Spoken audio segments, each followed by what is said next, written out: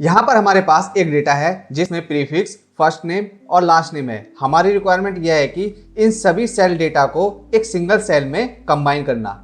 इसके लिए हम टेक्स्ट जॉइन फंक्शन का यूज करेंगे। Is equal to text join bracket open. सबसे पहला जो आर्गुमेंट है हमारा डेलीमीटर, मैं यहाँ पे फिलहाल डबल इन्वर्टेड कोमा में स्पेस डालूंगा, कोमा। सेकंड आर्गुमेंट है हमारा इग्नोर एम्प्टी। यहाँ पर हमारे पास दो ऑप्शन होंगे, पहला होगा ट्रू, सेकंड होगा फॉल्स। ट्रू हमारा इग्नोर एम्प्टी सेल के लिए है और फॉल्स हमारा है इंक्लूड एम्प्टी सेल। यहां पर मैं अभी फिलहाल ट्रू टाइप करूंगा, देन कोमा।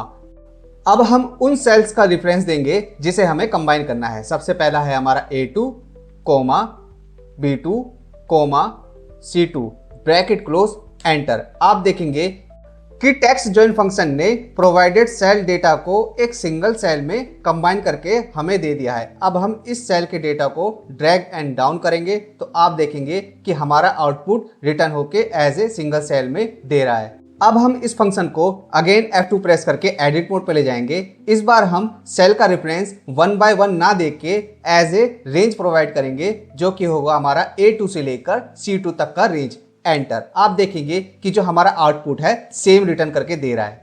अब मैं इस डेटा से शंकर को और मिस को डिलीट कर देता हूं। अब मैं यहां पर अगेन इस फंक्शन को यूज करूंगा, text join bracket open. Delimiter में मैं इस बार डबल इन्वर्टेड कोमा में कोमा और स्पेस प्रोवाइड करूंगा।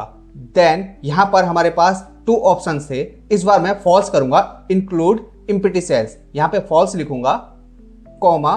यहां पर मैं रेंज प्रोवाइड करूंगा जो कि है A2 से लेकर C2 तक का रेंज, ब्रैकेट क्लोज एंटर। जैसे ही मैं इस फॉर्मूले को ड्रैग एंड डाउन करूंगा तो आप देखेंगे कि इस फंक्शन ने ब्लैंक सेल को भी कंसीडर किया है, बिकॉज यहां पर हमारा ब्लैंक सेल था तो उसकी जगह कोमा हमें रिटर्न करके दिया है। यहां पर भी हमारे पास ब्लैंक सेल था तो उसके बाद भी जे के बाद कोमा हमें रिटर्न करके दिया है, बिकॉज जो हमारा डेलीमीटर था कोमा था। अब मैं यहां पर एडिट मोड पे जाके फॉल्स की जगह ट्रू टाइप करूंगा तो आप देखेंगे कि इस फॉर्मूले के अंदर उसने ब्लैंक सेल को इग्नोर कर दिया है।